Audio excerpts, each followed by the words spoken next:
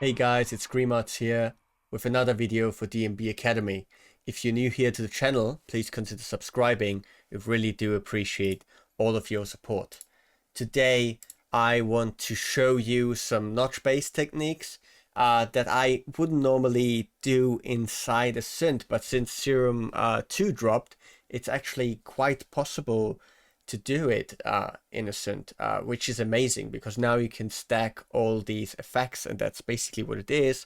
There's a video, a very old video by now from Frequent called Sine Compression. This is what I always based this type of basses on.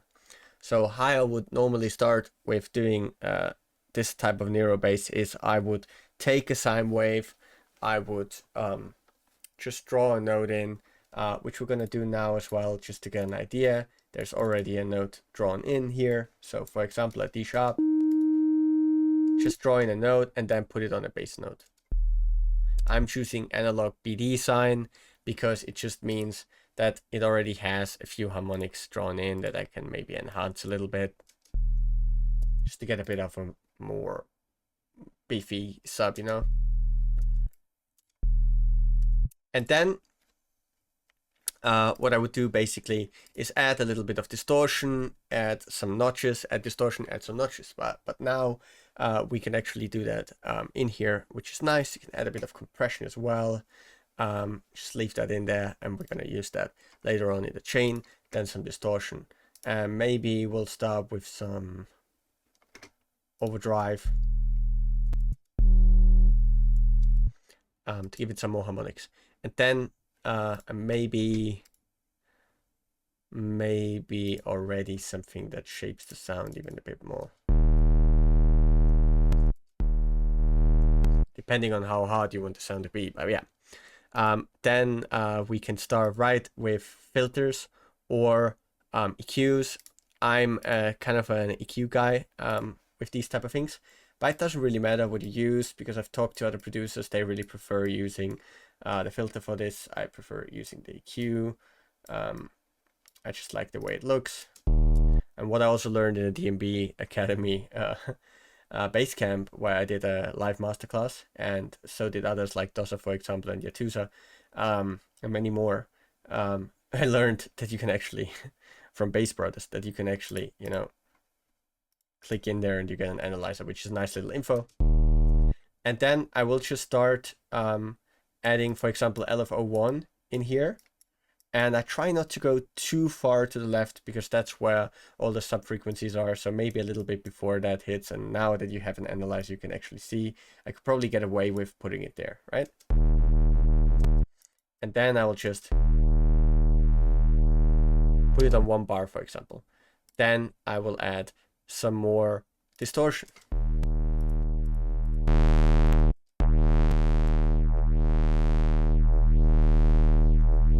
And then I will do another notch, and I will go to LFO2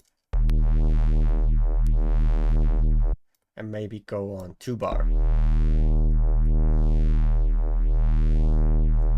Then I will add some more distortion.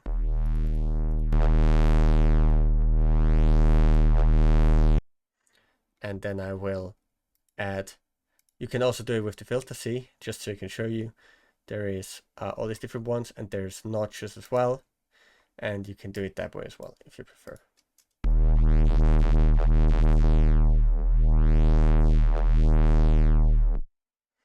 Try randomize that a little bit. Maybe go on hertz.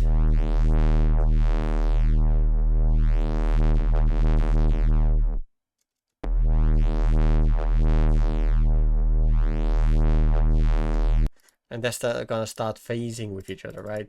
So add another. And then add some more. And just keep going with that, you know? You can also just skip.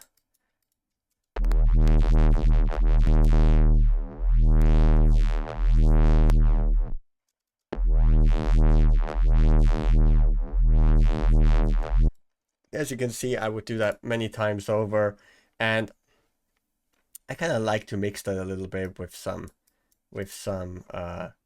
low pass as well.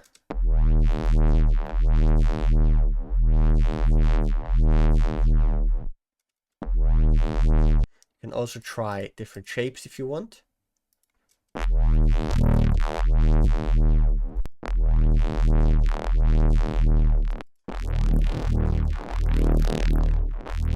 It's also quite nice.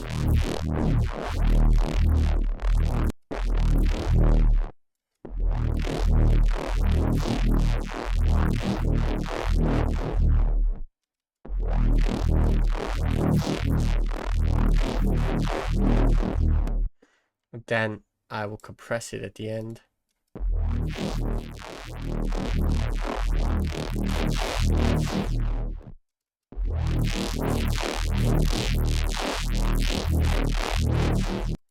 And then add a lot of distortion at the end.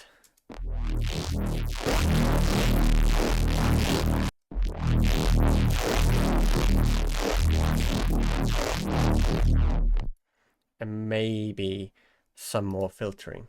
As you can see, the more you do, the more intense the sound becomes.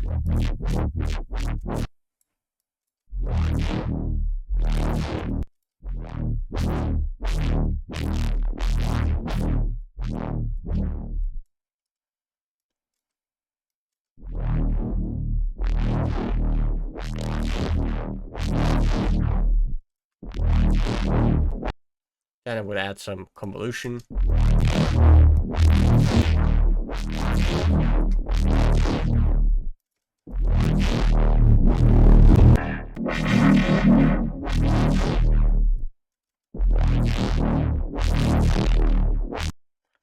Then put it to mono and to portamento.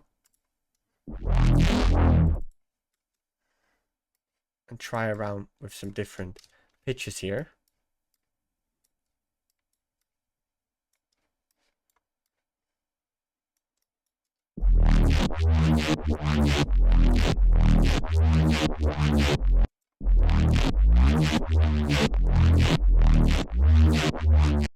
And put all of those on free so that they don't restart.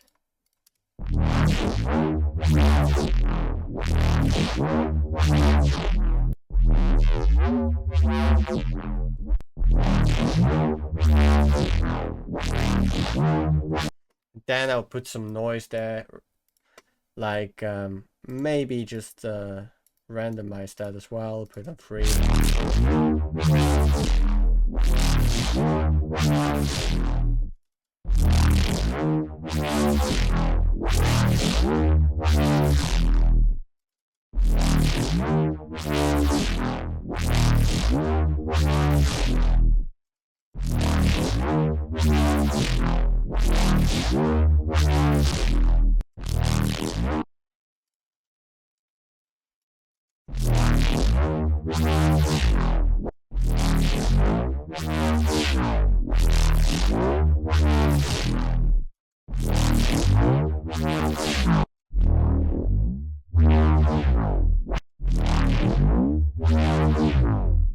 For example, that one's a little bit too restarty for me, so I'm going to try to make it slower.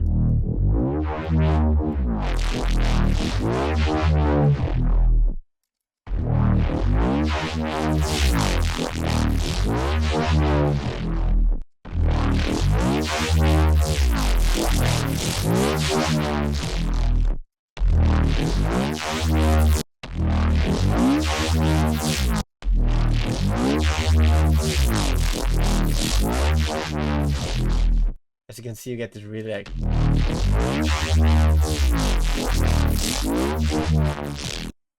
bassy, weird, Nero-ish vibe. And then to kind of make it a little bit more stable, you can add another sub here.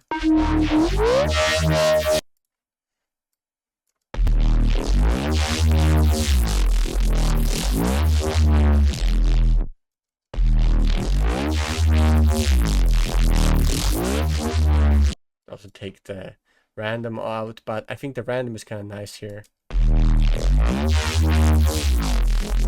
But if you want some more stability in the chaos, right, you can do it like that.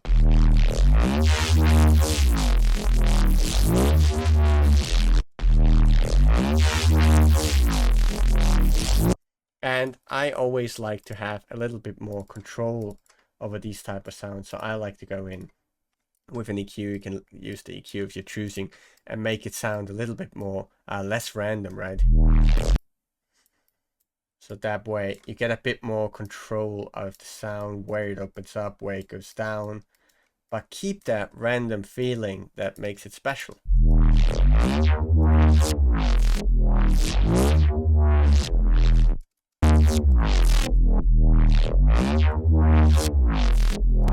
I also really love adding a reverb at the end.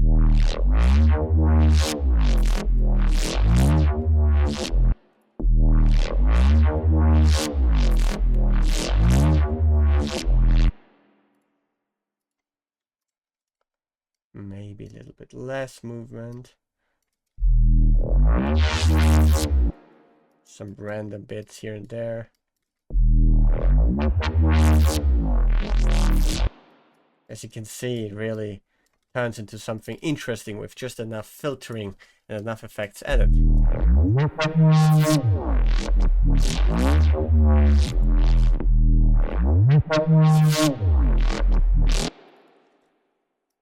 What's also really cool is really letting these notes glide.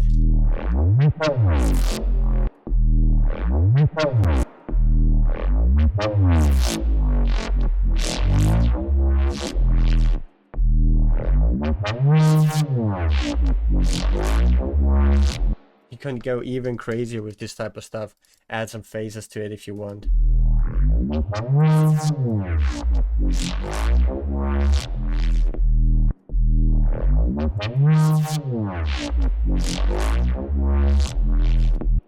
As you can see, it has a lot of character. So using these notch techniques, you can use it without the distortion in between, of course. You can just add a ton of notch filters to any type of sound you do. So that's what I kind of mean when I do this outside of Serum most of the time. I would just do it like that. I would just take Pro Q4, for example, and draw in these automations at random, and then I would just duplicate it, slightly change each one, and then add some compression or some distortion or whatever.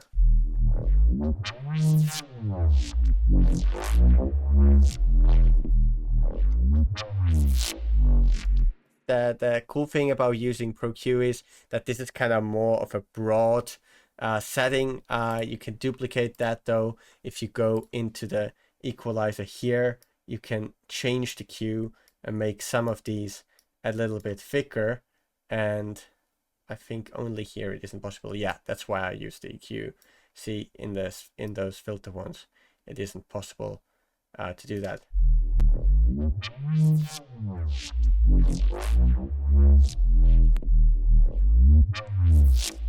And then that's why there's usually still some more room for distortion, because you're taking out so much of the sound.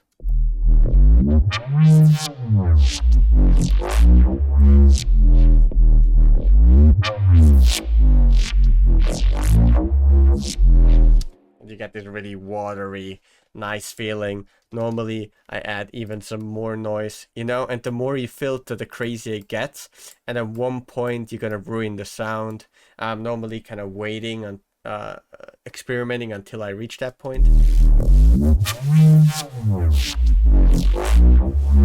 For example, you could duplicate that again.